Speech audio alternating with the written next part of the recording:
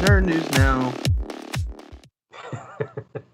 Hello, welcome to Nerd News Now. This is Mark. I'm with Kyle, with Brainy, with Miss Jim. We got everyone here. Guys, thanks for being on tonight. So, I always say, oh, there's not a whole lot going on, and then someone says, oh, there is a whole lot going on. So let's start with Miss Jen. What's going on, Miss Jen? Well, in the middle of the day when I went to go pick up my son, my phone started buzzing like crazy because I had it silent. And I was like, something's going on. Because it wasn't like a phone call buzz. It wasn't an email buzz. It was the eBay buzz, which tells me something just got announced. And I just happened to be talking to Kyle at the same time. And I said, Kyle, find out what's going on. Because all of a sudden, Mark Millar's really awesome book Starlight started selling. So it was like, boom, boom, boom. So guess what? It's in development. Joe Cornish to write and direct Mark Millar's Starlight film adaptation for 20th Century Studios. That's the 90s book, right? Or the 2000s or early 2000s, something like that? Starlight was 2016. But oh my gosh, I just put two and two together from something I'm not allowed to talk about that I learned last week with this as it relates to the illustrator on this book and another project from another publisher. And everything makes sense now. That thing where, you know, that all the serial killer lines come together in your brain.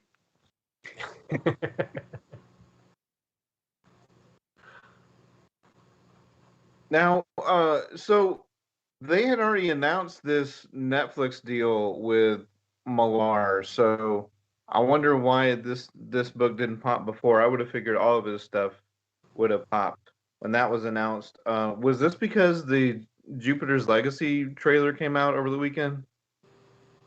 It's more of that this is in development as opposed to just being optioned. When Netflix just has the right to all the Millar World stuff. This is supposedly already in development, so they're actually going to produce it now. Right. This is not for Netflix. This is 20th Century Studios.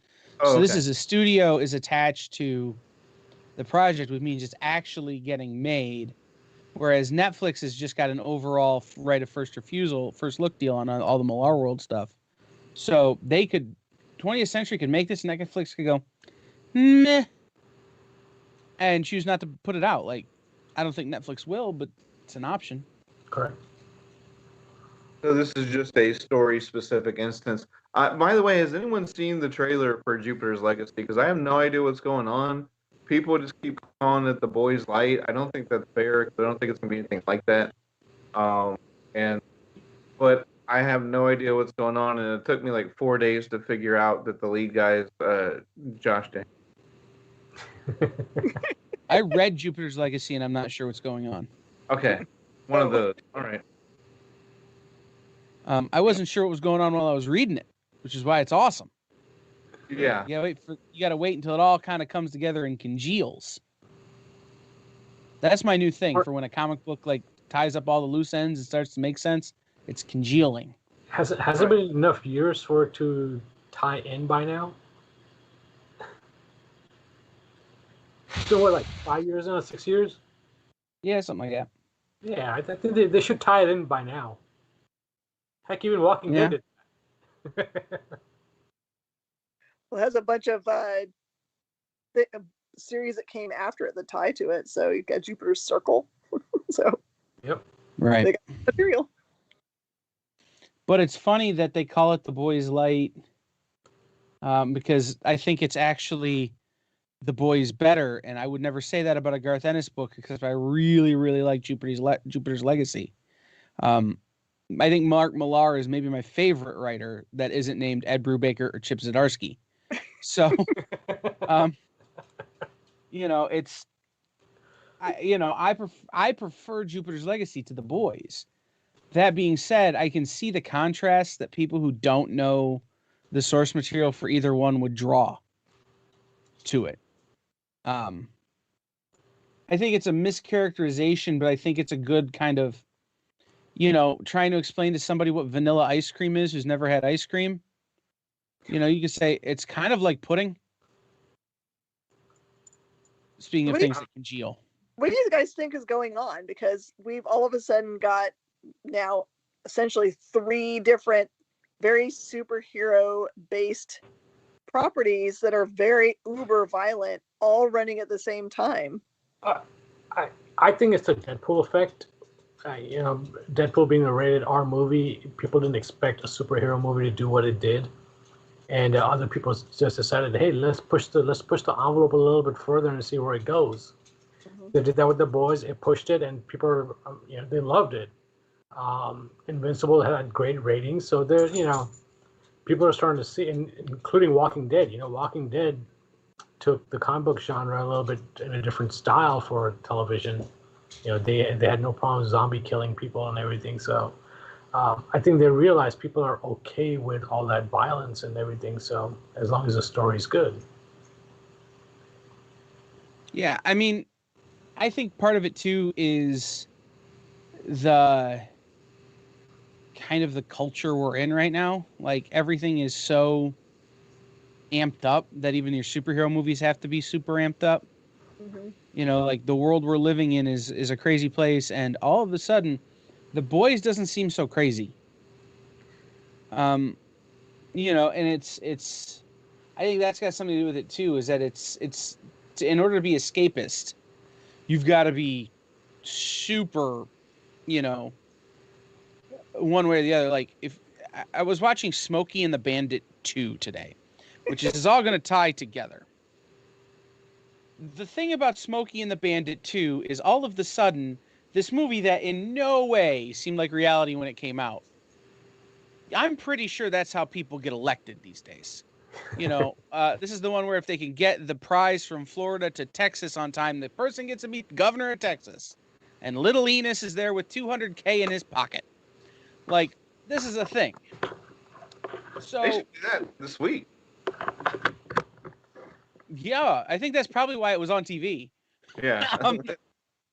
But that's not so crazy. I think you need super ultra violence and things that can't possibly exist in order to feel like, hey, maybe this is a thing that we actually, can escape to.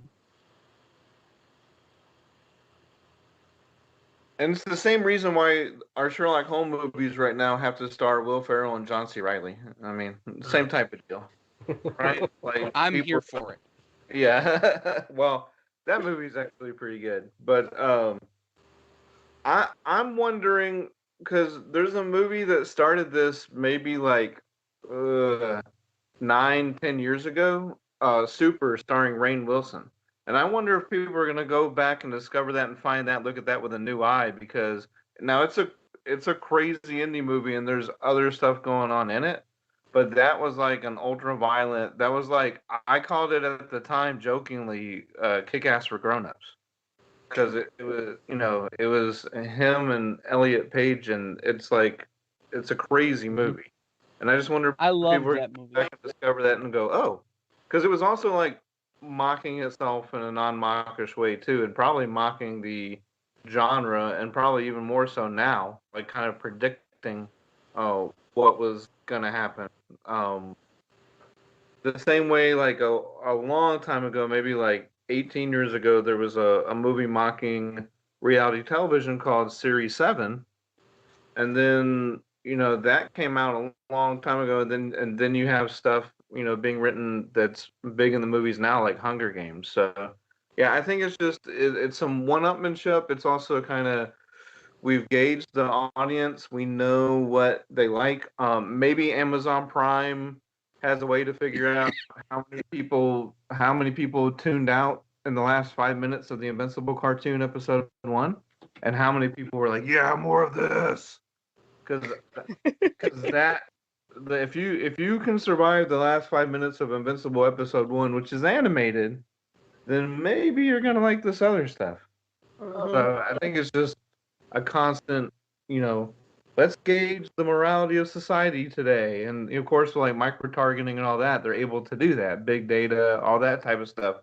So it's a little bit unnerving if all their data scientists are going, hey, America really craves blood and violence right now, let's go for it.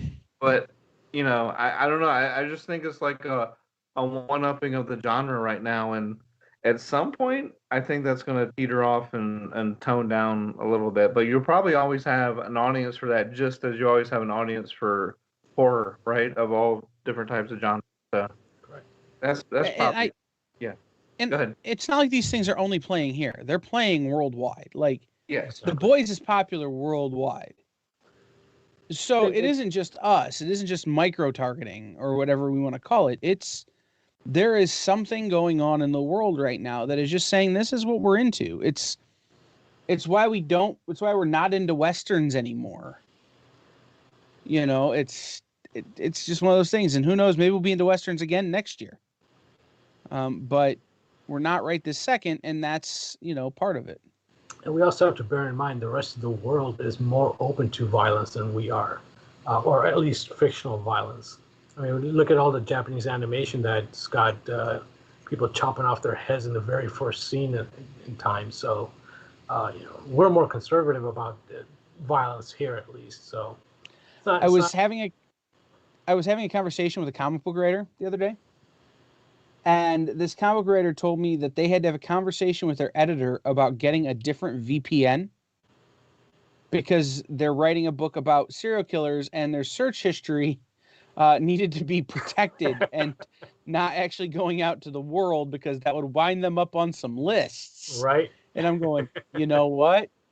Yeah. And I interviewed John Romita Jr. and we talked about Kick-Ass, and he's talking about how, like, on his artboard, he had like different ways to dye like pictures printed out and pinned to his drawing board.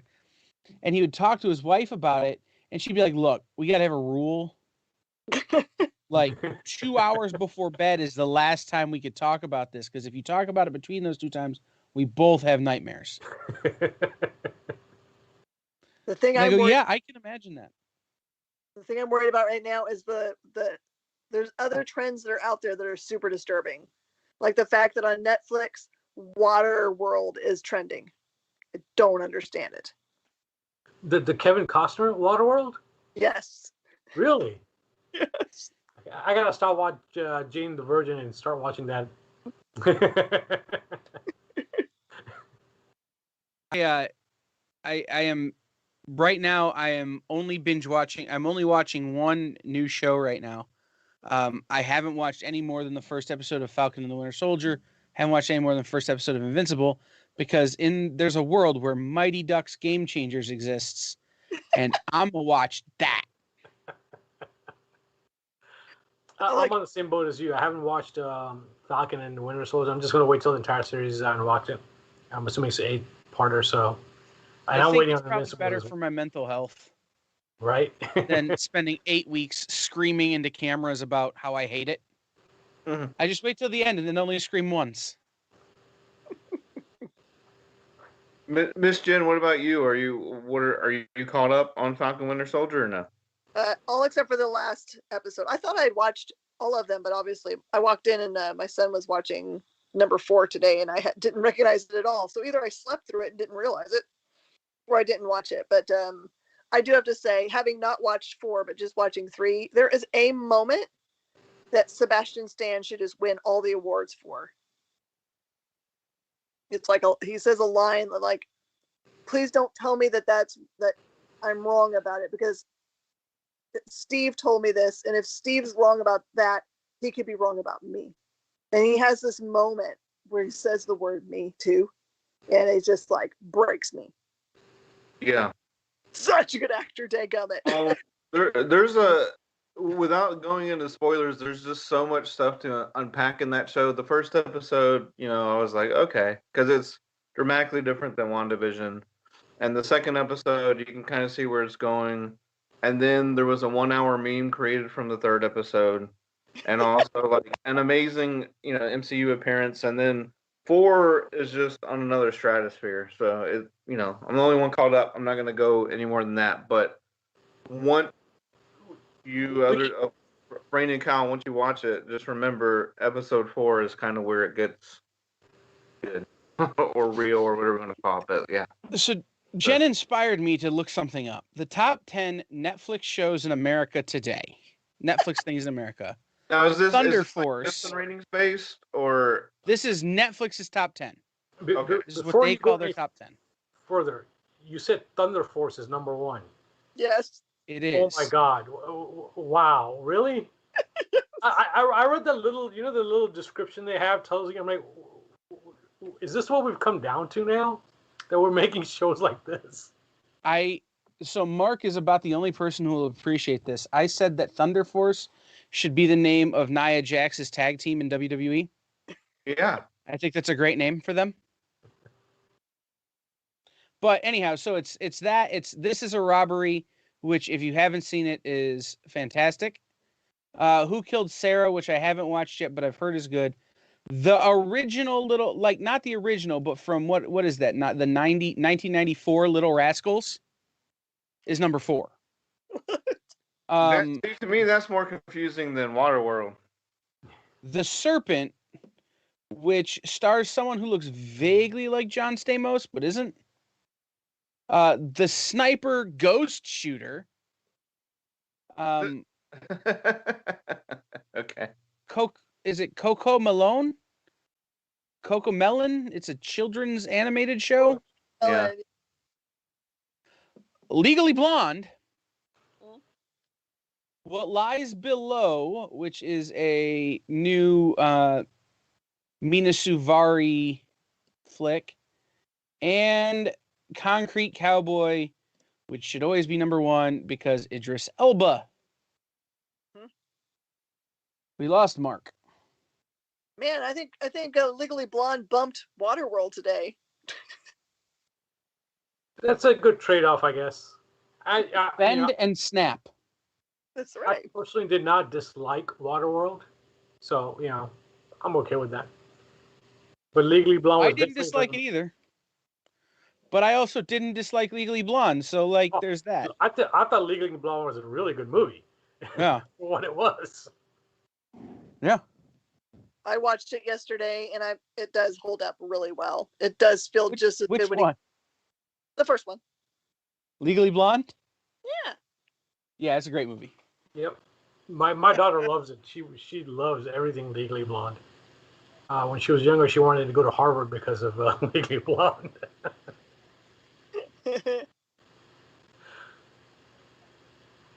I want to see the musical. I think she's watched it. Okay. I'm pretty sure she's watched it already. Us theater people, we like that stuff. I wonder how many chihuahuas were sold. Right. I'm sure there's a stat out there that Kyle will find. What else we got going? How many? Well, see, no one's caught up on any of the shows. But I never know how much spoilers I want to give about the Marvel stuff on Disney Plus anyway, so that's fine. Box office. Well, Miss Jen wasn't here last week, so let me give her a moment to tell me her thoughts on Godzilla versus Kong. It is exactly what I wanted, which was, big creatures bashing each other. But, Kyle and I have had these long discussions about there's some real problems in their, everything relies on something else in the movie to further the storyline. So it's one big MacGuffin, which is fun to watch, but you're just thinking if any one of these things doesn't exist, the movie is really not going to happen. Right. I still haven't watched it yet, but do they get political in this one? No, except for to say that, human beings think they're all that and maybe they're not. Yeah. That could be the story of every single movie we've ever watched. Yeah. But there was such great, the special effects stuff is just. Now, I don't even think about the fact that you used to watch Godzilla and King Kong and have to see it in glorious stop motion, Harryhausen stuff. And we, when they watched it back then, they thought that was miraculous looking. And now it's just this looks so stinking real. Well, technology has come far, so. Mhm.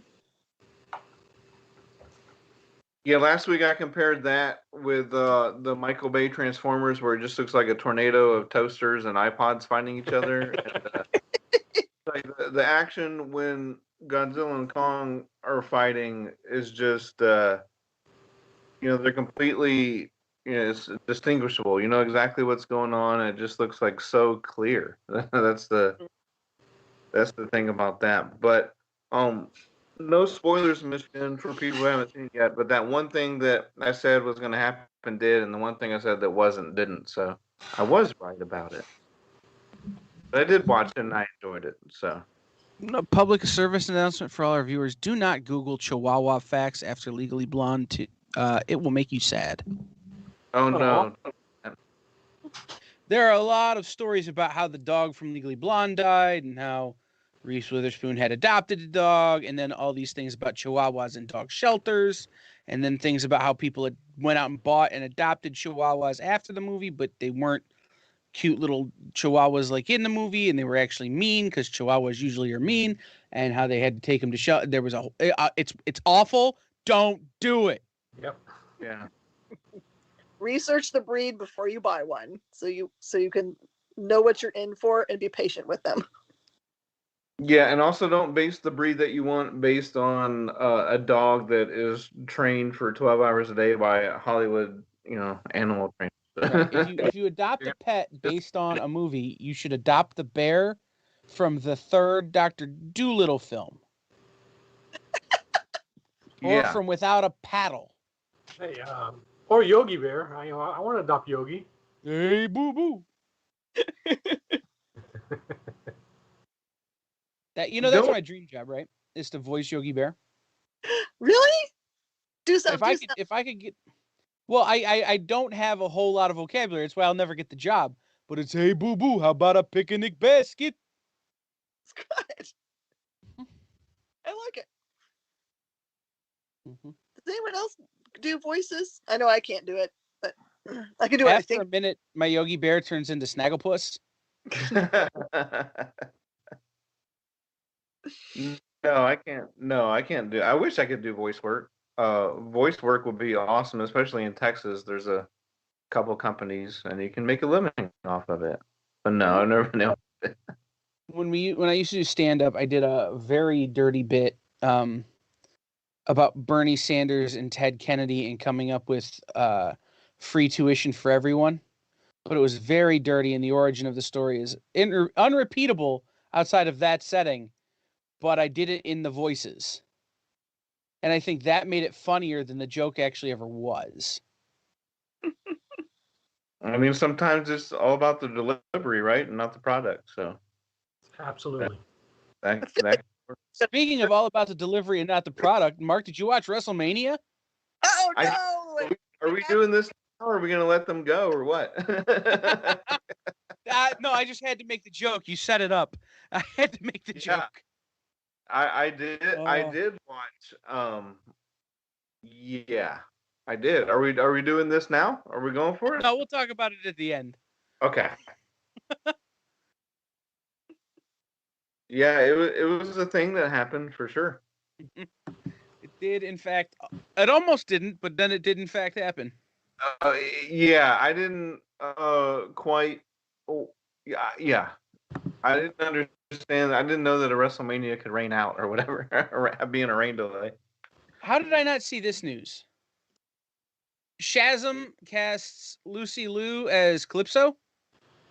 Oh yeah, so I actually have that as one of the two things I was able to prepare. I was gonna ask. We were talking about comic book speculation and the Mark Millar book, shooting up in price. So Lucy Liu was cast as Calypso. Now I really don't know how I missed this. The news was sort of like posthumously paired with the fact that Helen Mirren had already been cast as Aspera. So, Aspera and Calypso are sisters. So that's going to be awesome. That's great casting right there. So that's in Shazam Fury of the Gods.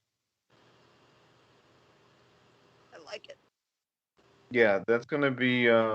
Now, the thing with Shazam characters is those comics are already really expensive, right? So I'm sure, like, the first appearance of Calypso and Aspera are already tough as it is. That's the same thing about some of this speculative market in comics right now. But then you have stuff like Daredevil 9 is all of a sudden $300 because Echo is going to be in Hawkeye. So when the heck did that happen? Echo is also a different thing. Can Oh, I okay. spoil last week's comics or no? Oh, Echo's something else. Oh, yeah, you can. Just Well, say for me, spoiler alert, and then people can motor away if they don't want to know about that one book, I guess. Right. sure, incoming. Do you wanna tell people?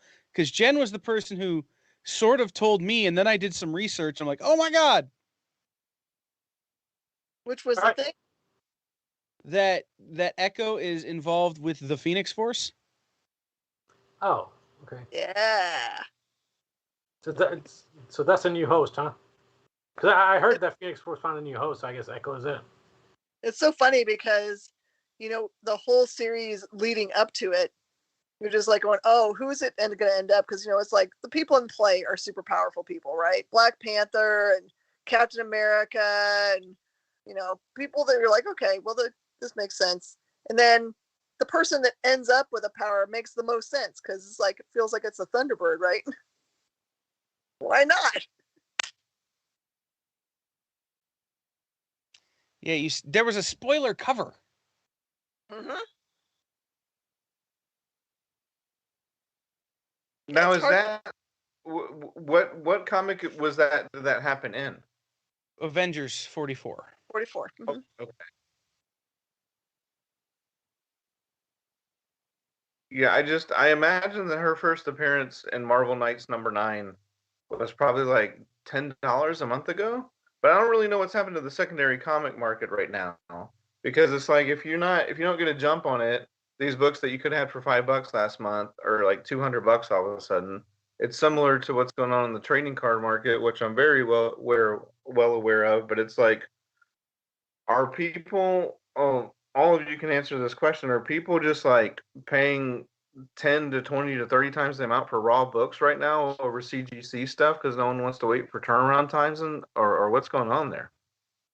Probably, but I think it's just becoming way too speculative. People are just some people just have a little bit too much money and they're just driving it up, just hoping that they can turn it around before it collapses. I honestly don't see I felt this way about the stock market back in the late 90s, and still to this day, I think it's just overly inflated, and I think that's what's happening with comic books and sports cards right now, and Pokemon as well. I think it's all false inflation. It's going to get to the point where it's just ridiculously, and people are just going to stop, and it's going to crash. I hope it doesn't, because I like seeing demand for this stuff. The speculators actually bring in other people, even the readers starting to, hey, you know what, this is going high, maybe I should just read it. So it does drive people in to try to get the books that they may not have. But at the same time, somebody's going to lose out on this. Somebody, I don't know who. It's usually the bottom feeders that lose out. Yeah. And there's a whole nother aspect which we haven't even talked about. Well, it hadn't come up yet really in the comic industry, but NFTs could play a role with certain artists coming up, because it's insanity, right? Like, it's crazy. Yeah. Interestingly enough, unlike most people, didn't care for NFTs, but I was making a trade with some of the booster boxes of a product I had with this guy, and he wanted to get more, and I'm like, look, and he goes, hey, I have some NFTs. I'm like, what am I going to do with NFTs? I can't do anything with it. To make the long story short, I ended up getting 5 NFTs from him in exchange for 5 booster boxes. I don't know where the market is going to go on that. I have no idea what it is. I don't know, how far it's going to go. But I'm like, hey, let's get our feet wet. But that's, for me, I'm looking at it from the perspective of, if I lose, even if I don't sell it for $1, at least I can say I owned one, right? Yeah. But it's everything is out of hand right now, so we'll see once the dust settles. But I mean, you have like cereals being not on the shelf because they got Pokemon cards in them. You know, people buying out, you know, entire boxes and back alleys from McDonald's because it's got Pokemon cards in them. And then like an example that happened last week was um, the news of Owen Wilson and the whole like Time Squad aspect to Loki had been out for 6 months already, but then like a new trailer shows, and then the value of the first appearance of those characters like went up 300% an hour after that video was on YouTube. And Right. so it's like I don't know if it's just like people that they're last to get comic news or what, but it's just like one you get a couple of like sold items on eBay to comp it to, and then it just goes to the moon. So There's just stuff really like that I feel like that I was kind of silly about that if I, it's hard to know when the top for things are anymore. Because like oh even yeah. Invincible, when we found out that Invincible was going to be made, that was like a year or something ago. We could have gone and bought all of the first appearances we wanted to for like a really reasonable price. But now, forget that mess. By the Yeah, way, trying to figure out what's happening with the collectibles market right now is brainy. Is just it's a loser's errand. Trying to figure that out right now. It doesn't work. I collect things that nobody else wants anymore, which is kind of my favorite thing. I You just guys see bought a that one? mountain of Time magazines from Miss Jen. I do see that. that is That's an cool. NFT that got me to say, all right, you know what? I'll take them. It's a Batman Now, figure. can you animate that and put it in your mix? Ooh. Oh, Ooh. Have him dance? I I'll would like to take see a- Batman twerk, please. You figure out how. Nah, I guess I could animate it. It'll take me a few years to freaking get every single. But basically, that fair. was an NFT that got me to like, you know what? Sure, why not? I'll take them. So I got that, and I'm like, okay, Jay Lee's one of my favorite artists, so I have to get that one. Is loading. Is loading. Is loaded. So that's a Jay Lee figure. Anyway, You can now buy WWE NFTs. yeah. As if you need to give the McMahons more money. Yeah. Although I am curious how much the Undertaker throwing Mankind off of Hell in the Cell goes for. That would be the A one where quadrillion dollars. Like they haven't invented an amount of money enough yeah. for that. I mean, I think that's probably like the moment, right? I mean, I would think so. I don't know. Mm-hmm. so when you buy an NFT, you only own that data file, right? You can't use it to monetize for any reason other than just transferring the file again. Correct. Well, I mean, it depends. If somebody actually makes a market for it, I mean, that's basically what Bitcoin is. It's just a data file.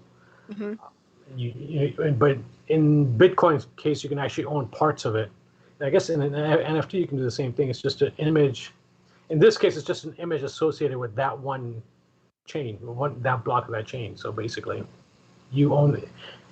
I mean, technically, I guess you can change the image as well if you really want to. I have to find out about that.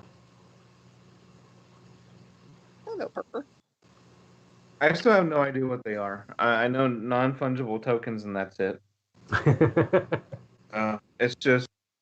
It's just crazy, and everything is like, this is worth that, and this is worth that, and this is worth that, but nothing is anything till the cash is either in your hand or you paid your mortgage off with it, right? So, I mean, and that's where it's hard on all this stuff because you don't know what the ceiling or the floor is gonna be with any of it. And then everyone's just like, what's next? What's next? What's next? What's next? I mean, the demand is just insane. Think of it this way. When was the last time you actually used cash over a credit card? Well, Yesterday. I'm asked because probably, I don't know, 5 years ago.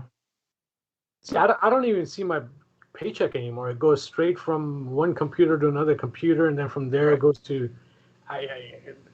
In I theory, refuse to use credit card to buy French fries, so I keep cash on hand. Yeah, I just use the app. the line. I use the fast food apps.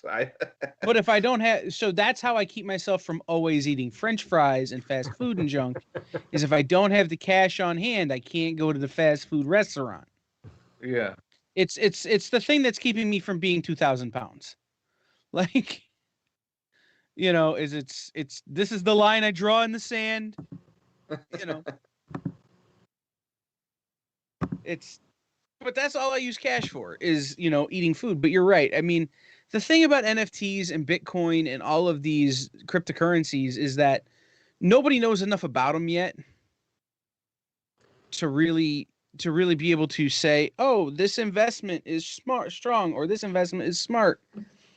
It's just ride the wave. I think it's more of we haven't figured out how to use it yet. We haven't figured out how to make a proper purchase because it's not widely available for everybody. Only the tech geeks that know how to use it are the ones using it. The general public does not know how to spend it yet. So once they figure out how to spend it, PayPal's allowing you to buy and sell Bitcoin, and pretty soon it's going to become, hey, instead of look at it from the perspective from PayPal, it doesn't care whether it's cash or Bitcoin. It's still the same transaction for them. It's just numbers passing from one side to the other. That's it. And from looking at it from that angle, it is just currency. I mean, at least Bitcoin is just currency. It's just the way we utilize it. And I don't think we've determined that yet. I think that using Bitcoin on PayPal negates the reason why you have Bitcoin, though. Because now you have to pay a percentage of your Bitcoin, which is what we're trying to prevent by having the Bitcoin. Exactly, right? Remember, the dollar used to be backed by gold. There's no way we've got the amount of gold required to, back up the trillions of dollars. It's all just generated numbers, Okay. Do you want history lessons with Kyle, or should we move on to funnier news? Let's go to funnier news. Okay.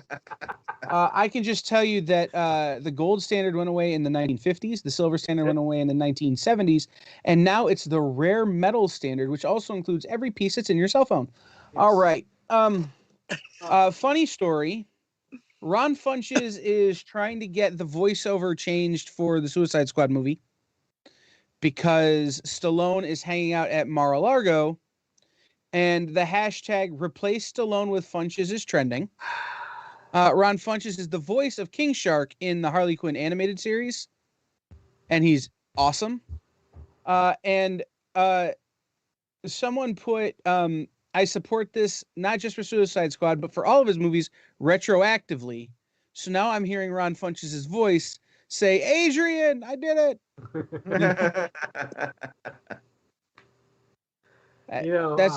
That's funny news, because imagine Sylvester Stallone, going, oh, yo, I'm gonna, we're gonna kill these guys, Dolph Lundgren. And now it's, hey, Dolph Lundgren, you want to smoke some weed?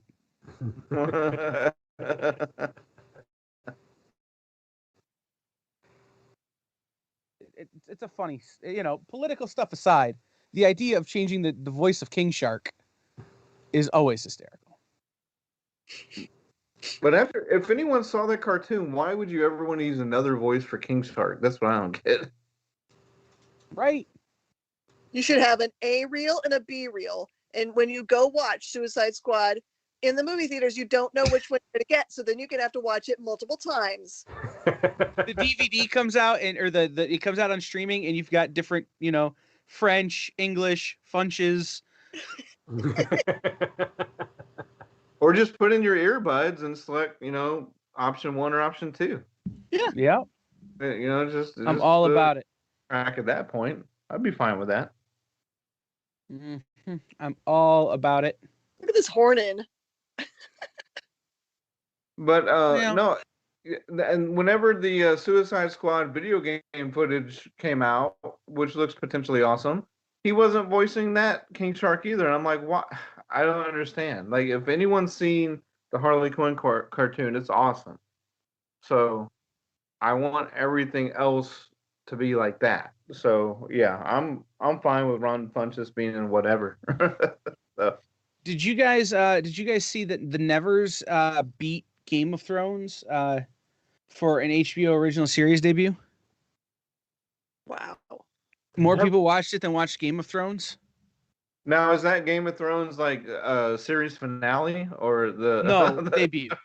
premiere? Debut. I mean, it sounds way better than it probably actually is. Yeah. But I just love how HBO's like, hey, this thing's great. You should watch it. Better than Game of Thrones first episode. I'm like, have Yeah. you ever watched a pilot in your life? Yeah. And, But yeah, the Game of Thrones pilot does hold up, though. I will say that. it doesn't hurt the fact that they released it during the middle of a pandemic where everybody's just clamoring to find something to watch. Yeah. And I mean, then I just the think only other viewership is at an all-time high. So of Right. anything. And then the actual funny story I wanted to move to is y'all, LeVar Burton is working really hard to be the new host of Jeopardy. Yeah. Like, he is politicking super hard. I'm down for And it. I want it more than I've ever wanted anything in my life. Yes. My vote is yes for sure on that. Yeah. I've actually enjoyed all of the hosts that they've had. Maybe this quarterback guy who's on right now, he's a little dry. I was going to Aaron ask you about, does that include Aaron Rodgers? I wasn't going to bring it up, but now I just did. So. Well, did you see that Dr. Oz's episode's got the lowest ratings since Trebek passed away? Aww. Dr. Oz. But everybody else has kind of rebounded. Where does Dr. Oz have to do with Jeopardy? He was a guest host. Oh. So, Why? by the way, future hosts that are coming, that one of them has a lot of potential for me. I don't think it'll ever be LeVar Burton potential, but Anderson Cooper could do a hell of a job as the Jeopardy host. Oh, yeah. Absolutely. Also, Mayim Bialik. Yes. She would be good. But Ken Jennings is already on 3 other game shows, so he's out. Plus, he's busy losing to me online at trivia all the time. He's not good at online trivia. Katie Couric, he doesn't know music. Katie Couric and Aaron Rodgers, Aaron Rodgers, who he went to an Ivy League school, but that doesn't mean he should host Jeopardy. I have strong feelings about Jeopardy hosting duties. Yeah, I mean, LeVar Burton, I Anderson expected, Cooper. he did raise the bar really high. So yeah, there's a video going around.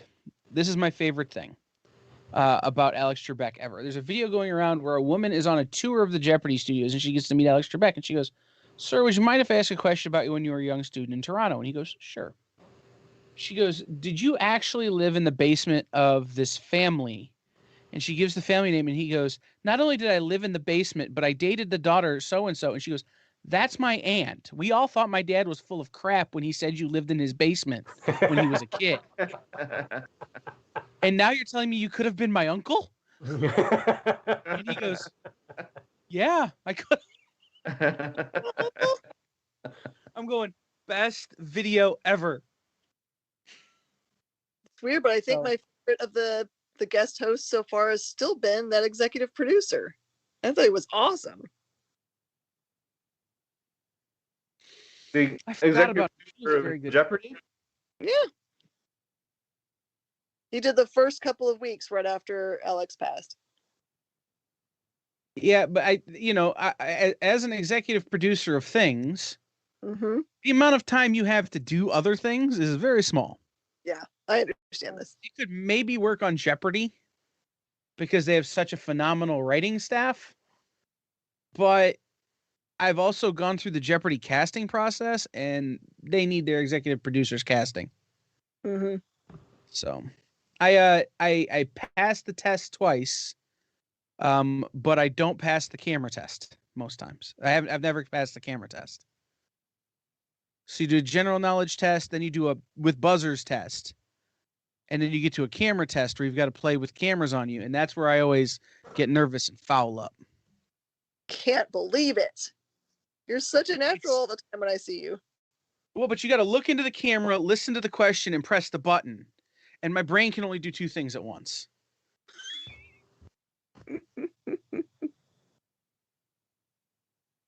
Yeah, I'm all for LeVar Burton getting this, so we'll see what happens. So we've been at this 52 minutes mark. Should we bore everyone with wrestling now? Yeah, I'm gonna give any. Does anyone have any words to get in about comics this week? Rainey or Miss Jen? Speak now or forever hold your comics. The one I'm interested in, I actually interviewed the writer creator today, is Duplicant. Okay. Basically about a fellow who creates a way to make new replacement body parts with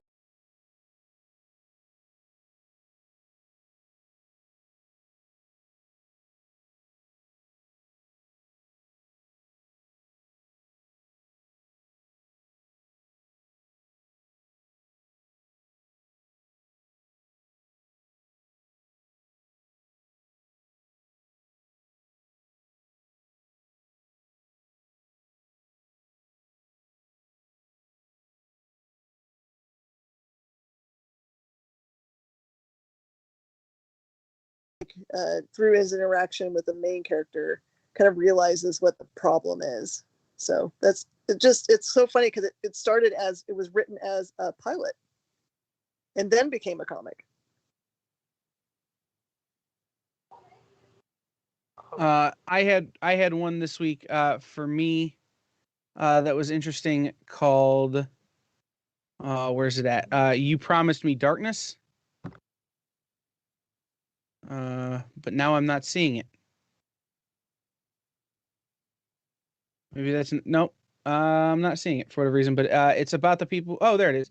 You Promised Me Darkness from Behemoth. It's about the people who believe that Halley's Comet is going to bring about the end of the world. But it's also about people who are born in the shadow of Halley's Comet with special abilities. Mm-hmm. That's portentous.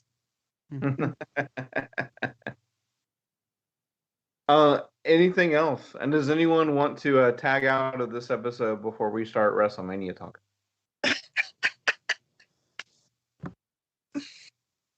I usually tag out at 7:30, but my next meeting, they actually postponed it till 8. So now I'm curious to see what you guys have to say about WrestleMania. Okay. Did you happen to watch it, Brainy, or are you just like down? The last WrestleMania I watched was probably like 7 or 8. What are they on, like 10 million? 37. Yeah, so I have not watched WrestleMania in probably over 30, over 25 at least. I may have watched 11. I don't know. But it's been years. It's been many years. So. Mission. All right. WrestleManias have you seen? Oh my gosh. I think my last like real serious wrestling I watched when I was in high school. So 1988. So WrestleMania 3? I guess so. Hulk Hogan versus Andre the Giant. Yeah. Around the world, yeah. Those are my From the Pontiac Silverdome right up the street. So Kyle, I'll let you take the lead on this, but I will say that right off the bat, I was very frustrated with the whole it being exclusively on Peacock, because I thought the WWE app had done a good job of allowing you to watch the pay-per-views fairly seamlessly from the point you wanted to. And Yeah. I don't know if it was like me being hindered by my Xfinity Comcast cable box or just, a glitch in the matrix or whatever, but I was basically restricted to watching it live. So Yep. Peacock's live software does not allow for scrubbing at the moment. It was addressed after night 1 by Peacock and WWE as something they hadn't planned for. And it was just something that needed to be turned on, apparently. Well, it was something that I think WWE assumed it was going to happen, and Peacock assumed if you're watching it, you want to watch it live, you don't want to go back. You know, and so it's like probably a button or something that needs checked. But yeah. I started watching at the beginning of the pre-show and I ended when it went off the air. So with the exception of night 2, I ended a little early on night 2, but we can talk about that. Well, I was gonna say, like, I would assume night 2 would have been worth anything, and it wasn't. So you shouldn't make assumptions with WrestleMania. No, night 2 was a dumpster fire at twice the price. I at one point texted a friend of mine and said, "This is a dumpster fire, and not even a good dumpster fire. One where the dumpster is full of rotting diapers and corpses." So, Go. um, Tell us how you feel, if Kai. you want to break it down match by match, it started off bad, got worse, got better for a minute, and then ended worse, and then ended worse, and then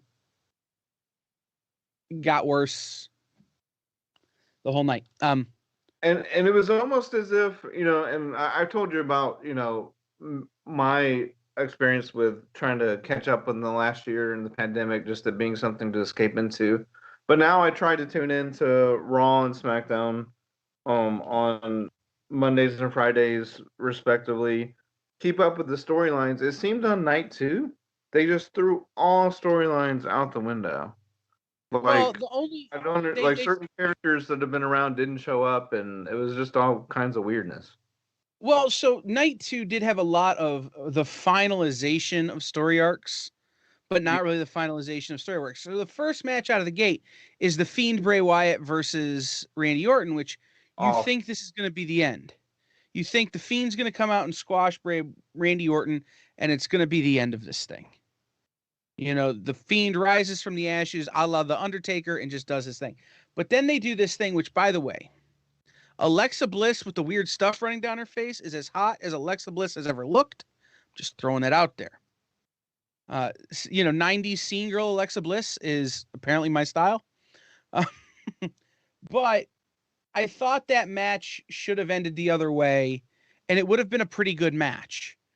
It didn't go long enough, I don't think, and it should have gone the other direction, and it would have been a decent match. As it was, I think it was odd and boring. I kept thinking this entire time, being the last 2 or 3 months, that Randy Orton was going to become the Fiend, or Fiend-like, and then the stable of him, Bray Wyatt, and Alexa Bliss would have been awesome going forward. I could have gotten behind that. That would have been a great mixed tag.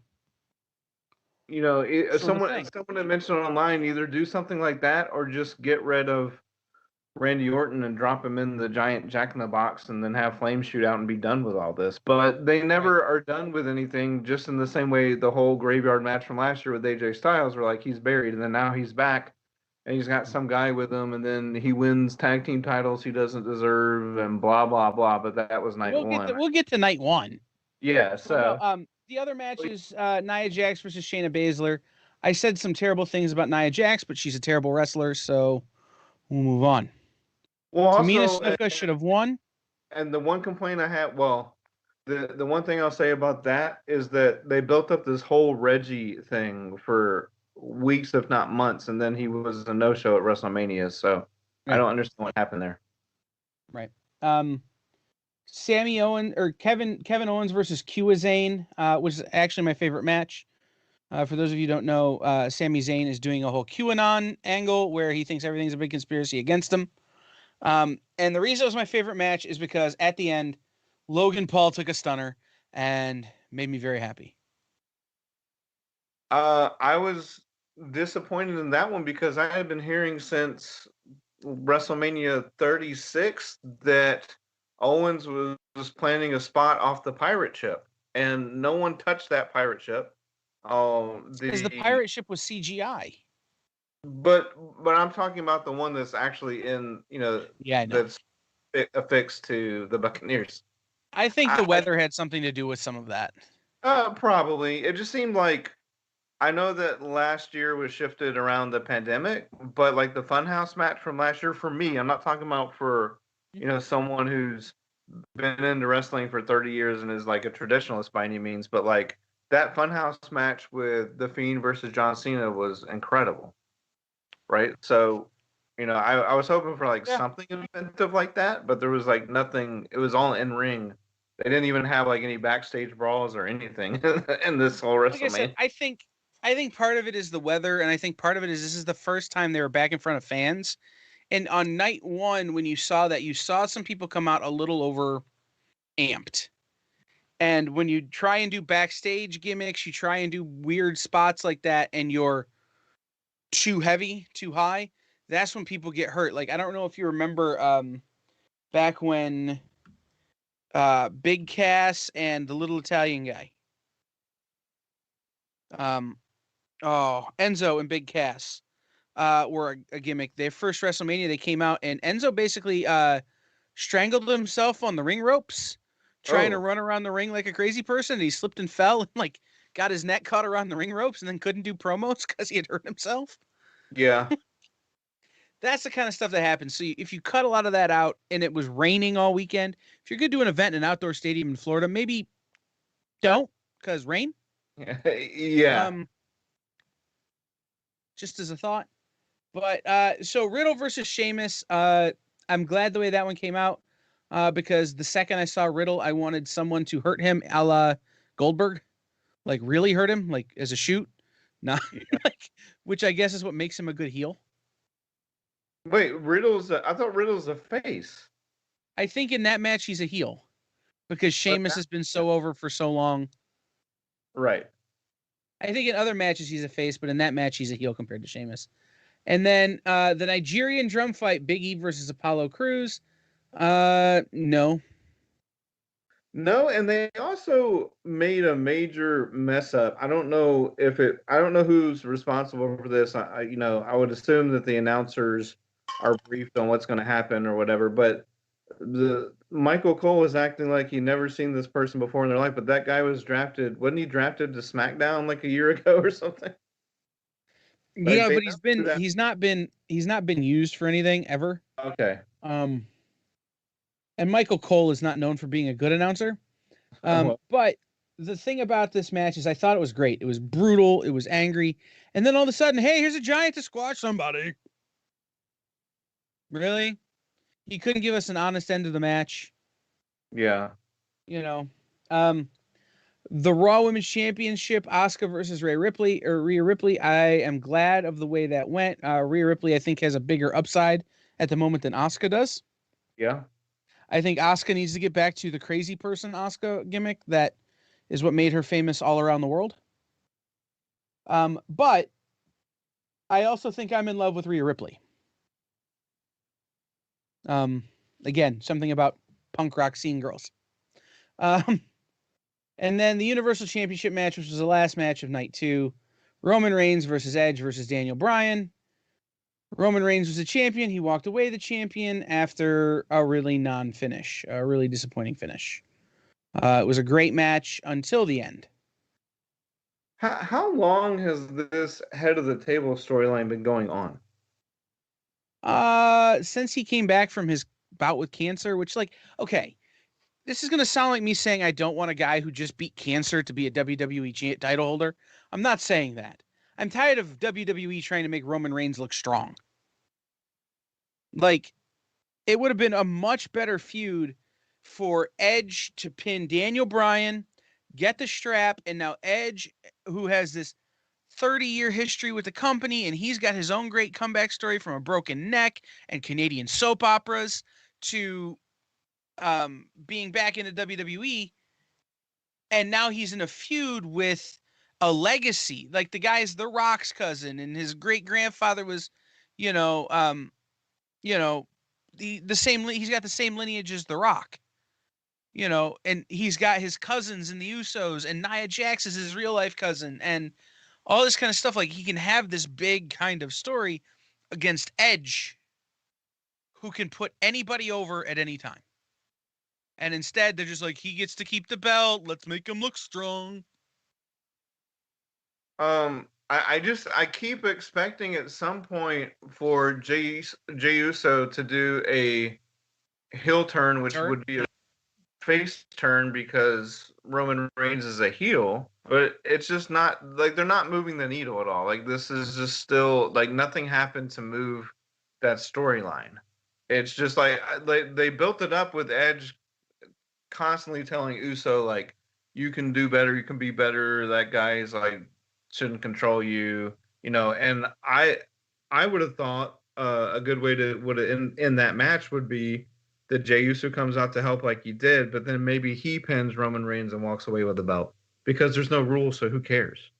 Yeah, no, that's Then fair. you have like this epic like what the heck happened? What on earth is going on? My brain just exploded. If I was ever actually buying this storyline at all, and then you could see like Paul Heyman's reaction and then you could like really set up some actual like storylines moving forward in SmackDown. But now it's just like, is it just gonna be like Daniel Bryan and Edge complaining for another 4 months? Like I don't understand what's going on. Like they're not like is anyone actually retiring, or are we just going to keep doing this all the way through SummerSlam and all that? Right. I will say this. The only thing that was great about that match was Paul Heyman's face acting, which needs to get inducted into the Hall of Fame on its own. Yeah. That man could tell a story with just his eyebrows like no one I've ever seen. And it's weird to me that he doesn't interfere. I've never seen a member of a stable just never interfere. But you know, if you're comparing him to someone like Jimmy Hart or something that you know it's a non-starter, right? But he just stands there. Okay. He used to until CM Punk legit kicked him in the throat. Oh, and then CM Punk quit and started writing Thor comics, right? So. Yeah, and he's still wrestling dark matches, but nobody's supposed to know that. But no, like 15 or like 10 years ago, like he interfered in a ECW match with CM Punk, and CM Punk was supposed to win. Like it was written that he would win, and it caused him to lose, and CM Punk legit kicked the dude in the throat. Yeah. So, you know, message is go with the script, dummy. But night one, I think, was the better night. First match was Bobby Lashley, Drew McIntyre. The right guy won. Bobby Lashley needs to get off the steroids.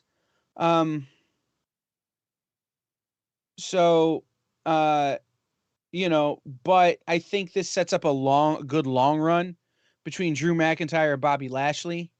Because those are two guys who can really work well together. Bobby Lashley getting to keep the strap is all right in that because now at SummerSlam you pay it off. You give him 2 months to feud. And then Bobby Lashley can go away and go off the steroids for a few months and let his head get back to normal size. And the weird veins that happen and ugh. But I do like that Bobby Lashley is basically working Chris Masters' gimmick from 2006. Yeah. You know, put a guy in a full Nelson until they pass out. The women's tag team championship #1 contenders match, I didn't watch as much as I should have because apparently it was like amateur porn. It rained Saturday night, and so everyone was soaked because Vince McMahon made them all come out in their ring attire and wave to the crowd in the rain. And as a result, several of the women in the women's match had wardrobe malfunctions. And WWE kept having to black out the screen because they don't have any blurring. They just go black. Right. So, you know, it was an awkward match from everything I've read, and it didn't go well. But Natalya and Tamina Snuka won, and then they got squashed by Nia Jax, both literally and figuratively. Cesaro versus Seth Rollins was phenomenal. And the only thing I'm going to say about this match was Cesaro's finishing move is the windmill, right? But they call it the UFO when he goes a long time. He held Rollins by his ankles and spun him 23 times in complete circles without stopping. Yeah, and not only that, but he spun him twice that match, right? Once was maybe like 11 times, and you could see like it might have been like a false hit or whatever, but then he also did a move where he put him on his shoulders and like without hands would like kind of like clap his hands and just show off his strength. But I was on all three of those spinning moves, it's like I don't know how you don't get dizzy. So just that being able to be completely cognizant of where you are in the ring, not get dizzy, and then still make the tag and finish the match and all that, really impressive stuff. And I It's know that, yeah. Go ahead. it's a dancer's technique. I think is he's getting his spots and he's staring at 2 or 3 spots to do it, and it's incredible. But my favorite story is that when Cesaro first signed with WWE, one of the bookers showed another booker video of him doing that move in the Indies. Oh, and okay. the second booker, who had been at WWE for eons, went up and goes, "Why don't you do that all the time?" And Cesaro goes, "I'm saving it to win a match at WrestleMania one day." And then he did it and won a match at WrestleMania after losing at 8 WrestleManias. So Right. great match. The New Day versus AJ Styles and Omos. Kofi Kingston's hair looked like curly fries, Mm-hmm. which made me hungry. Also, this match should have ended way better, and it kind of sucked. But overall, as a tag team goes, where one of the guys is going to come in and literally squash the other guys, what are you gonna do? Yeah. Up until that well, point, it was great.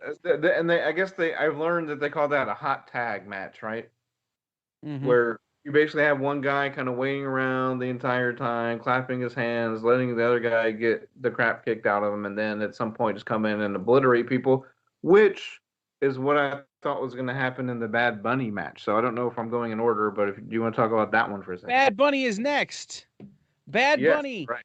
is the great. Well, no, Bad Bunny is not next. There's 2 matches. There's one match. Go ahead. All right. The match in between them is Shane McMahon versus Braun Strongman, or Braun Strowman, depending on how you see it. But Braun Strowman, for those of you who don't know, before he was a professional wrestler, was a power lifter. And when I knew him as a power lifter, I watched him literally rip a tree out of the ground. No, it wasn't like a giant oak tree. It was a sapling kind of tree, but he still, like, it had roots and stuff. Mm-hmm. And he just ripped it out of the ground. The man is that strong. In a steel cage match, which was awesome. The fact that he got attacked before the match was predictable. The fact that it didn't affect him, and at one point he literally ripped a steel cage apart with his bare hands, is what happens when you make a cage out of tinfoil. However, some of the high-flying spots and literally throwing around of a man in his mid-60s in Shane McMahon was incredibly entertaining. And the fact that no one died is always a good thing. Have you ever seen that bit where someone rips through the steel cage? Because I had not, so I found that entertaining. Only when Mankind put Undertaker through it, or Undertaker put Mankind through it. Like, but not like they fell from the top, like ripping to get the person back in. I've never seen that. No, I've never seen that gimmick, which was great. I like Braun Strowman. There's a rumor going around that this was the McMahon's way of saying, "Hey, here's this guy we want to grab the brass ring, so we're gonna have Shane put him over at WrestleMania, make him look really strong." And as someone who knew him a little before he was a pro wrestler, I would like to see that happen. Yeah. Then you get Bad Bunny versus The Miz and John Morrison. Look, most of the time when a celebrity comes out, especially someone like Bad Bunny, they don't do a whole lot of wrestling. They do a lot of talking, and then a giant or a real professional wrestler does the wrestling. That is not true of Bad Bunny. Bad Bunny, a man who has a very bright musical career in front of him, apparently also has a death wish and chose to actually do most of the wrestling against 2 of the greatest to ever wrestle as a tag team in Miz and Morrison. Those of you may know The Miz as Mike Mizano from the Real World and Real World Road Rules Challenge, and as that guy in all of those terrible WWE produced movies. The Marine, and Morrison, part 7 or whatever, right? yeah, the Marine parts 13 through 34. Hey. And then Morrison had a great career outside of WWE in the Indies and in Lucha, but he's back at WWE. But they could carry anybody, and they certainly carried Bad Bunny and made him look really good. I wasn't as impressed with Damian Priest. I thought he was stiff. I thought he was mechanical. I don't know if he was trying to do a strong style thing, but he kind of did. But the fact that Bad Bunny got a legit pin makes me happy. That it wasn't some sort of no call or disqualified match or whatever. Like, it's a real pin. He actually did the work. He did some really good high flying spots. Made me very happy. And that I know it's probably just like a tumbling exercise at the end of the day, but the move he did on Morrison outside the ring, where it was like a rolling DDT, I thought that sold really well. Like, yeah, like I said, uh, I mean, John Morrison could make a stick figure look like a great wrestler. yeah. In fact, I've seen him do it. Not with stick figures, but when he was in Lucha, there was a woman wrestler who was notorious for hurting people. In fact, she's now blackballed from the industry. And Morrison did a match with her, and basically the premise is that someone had drugged her, and she was like out, like she was incapacitated, and so she wrestled the whole match as dead weight. Huh. And Morrison made it look like a great match. Like, so, I'm not saying that Bad Bunny is a bad wrestler. I'm saying he's not a wrestler at all, but he did a heck of a job. No, and he was apparently very dedicated to like moving over there for 3 or 4 weeks and training every day, and it paid off. And also, he had by far the best ring entrance as well. Yeah, coming in on a semi truck. Everybody else had to walk. He got to ride in on a semi truck. That's the thing I missed from this WrestleMania. What happened to the days when Triple H would come out and there'd be a legion of skeletons and he'd have to get burnt by dry ice and gone are the days. Now it's just, hey, here's this celebrity to sing this song you've never heard of, but it's this person's entry music. Yeah, that was night 2. Twice night 2. Yeah. But then the last match of the night was, in my humble opinion, maybe the second best women's match I've ever seen in my life. First being what? Sasha versus Bayley at NXT Brooklyn. Okay, I'll check that out. It was the 2-woman Iron Man match. They wrestled for an hour and a half, no holds barred, all over the Barclays Center. And it's the single greatest piece of women's wrestling to ever be done. Wow, okay. And that's like not just an opinion, that's like certifiable. Yeah. But this was a great match. I was really happy that Bianca Belair won. I was completely terrified by the fact that at one point she whipped Sasha with her hair and actually drew blood. So I was wondering about that. Do you think that was some sort of like that was a work wrestler that was for real in-screen makeup going on, or was that real? No, that was legit. But the sound effect was not real, correct? Because it sounded like an Indiana Jones. I couldn't tell, like, watching it on my small screen here at work, but the blood was real. I mean, it was crazy. Just like the blood at the end of the Sheamus what's his nuts match. Yeah. And for those of you who don't know, Bianca Belair is currently sporting like a 4 or 5 foot ponytail. So it's like a stylistic choice that's obviously used in the wrestling ring against her more times than is not. And her hair was like tied to the ropes and all kinds of stuff. So I thought the payoff of that was pretty great, though, because I've been watching her last few matches before this, and she hadn't been able to use her hair on the offensive yet. And that was a huge payoff, I think. So the only thing about that match I didn't like was that it felt like a spelling test. It's the BOSS versus the BEST. Yeah. Like, are you kidding me? Like, we know how to spell boss and best. Also, there are other letters than B in the alphabet. Right. Maybe try one. And I'm really glad they didn't have anyone come and interfere, because it's unfortunate, but like all you hear her going into that match was like, oh, Becky Lynch posted a picture, so she must be gonna be there, or oh, Ronda Rousey.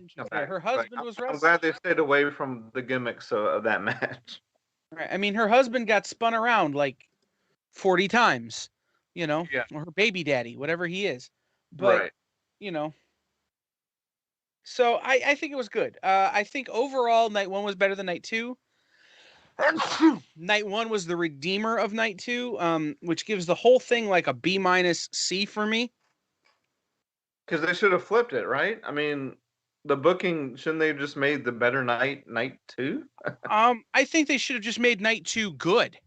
Yeah. Okay. WWE has this tendency to do too much. When Raw went to 3 hours, it got worse. They try to do too much, and it can't all be good. So now on Raw, you get hour-long Stephanie McMahon promos because they have to fill time.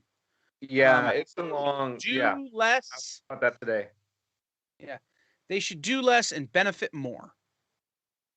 And I know that's a Triple H thing, that he says they should do that, but Vince isn't letting them. We'll see what happens when Vince keels over, because he's starting to look vaguely like the Crypt Keeper.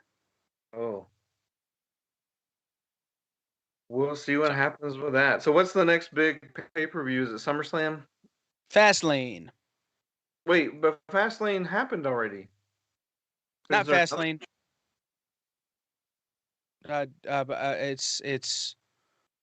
It's whatever the thing is after WrestleMania, which is like Vengeance or something. Oh, okay, but before SummerSlam. Okay.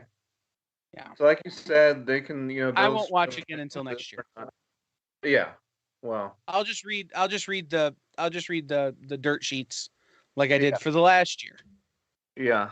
Well, I'm gonna keep up with it off and on. It's fun, but like I could, if they were done with half of the storylines we talked about, I'm fine. I don't need them going forward. But Brainy and Jen, I really appreciate you guys sitting there and listening to that. Based on the looks on on your faces, neither of you had any knowledge of what we were talking about, or barely any interest. Well, I had interest, but one thing I'll say is I was shocked to hear that now it's 2 days. It used to be 3 hours of WrestleMania. It went to 2 days last year because so much of it was like pre-tape.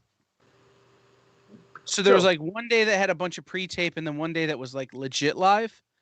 And then this year, because it was the first event back in front of fans, I think they needed to milk the golden calf a little bit of people, and do 2 days at Raymond James Stadium with a bunch of terrible CGI pirate crap. At one point, Randy Orton, who is the Viper, is coming out, and what is on your screen but a massive CGI Viper? And not like a good one. Like one that I could do up here on my screen in about 10 minutes. Like basically like Castle Wolfenstein 3D type of. Yeah. And then at the end of the first night, there was like a giant skeleton with a sword, and you're like, no, just stop. There's a reason that CNN did away with the freaking virtual map that was 3D for elections. You should do away with your terrible CGI department too. Maybe use it to pay better talent. Right. Well, yeah, again, Brainy and Miss Jen, thank you for listening to that. If anything, you can take away the fact that I really like Sasha Banks and The Mandalorian, so, She was great in The Mandalorian. Yeah. She's a really good wrestler. She's not good as Snoop Dogg's sidekick. I will say that, but she's a really great wrestler. If you don't know, Snoop Dogg is her real life cousin. Oh, okay. Yeah. I did not know. Well, Kyle, thanks for doing that rundown. That was awesome. And yeah, we watched it. It's done, and then it'll happen again next year, and we'll see if they can tighten it up and have 2 good nights. But I agree. Day 1, I thought was really good. Main event phenomenal. Some really fun matches before that, and day 2 was just like eh. Now, the triple threat could have saved it had it been like a crazy ending or storyline like I mentioned, but it wasn't anything near that. It was very cookie cutter. So therefore, if I was grading it, I would say like day 2 gets a C- and day 1 gets an A. So I don't know. But that's just me casually, as a casual fan, that's what I would say. So day 1 superior today too. And then that's it. That's my TED talk on WrestleMania. Thank you for coming to Mark and I's TED Talk. Yeah, TED Talk or aimless rant like a weird person on the internet about wrestling. Yeah. But again, thank you, Brainy Miss Jen, for sitting through that. Thank you, Kyle, for doing the rundown, and thank you for listening and/or watching Nerd News Now, part of the Kingdom of Geekdom on Woodlands Online, sponsored by the Adventure Begins Comics and Games and Space Cadets Collection. Check out their other shows on Woodlands Online, like Music Cafe, The Adventure Begins Show, Woodlands House and Home, The Best You, Between the Trees, Business Talk, and much more. You can watch all these on Woodlands Online and on our partner station, KBQTHD 21 over there on your television. All these shows and more on Roku right now. Search and add Woodlands Online TV to your streaming lineup. And you can listen to the audio version of our podcast, Nerd News Now, on Spotify, iTunes, Stitcher, or wherever you get your podcast. We'll see you next time on Nerd News Now.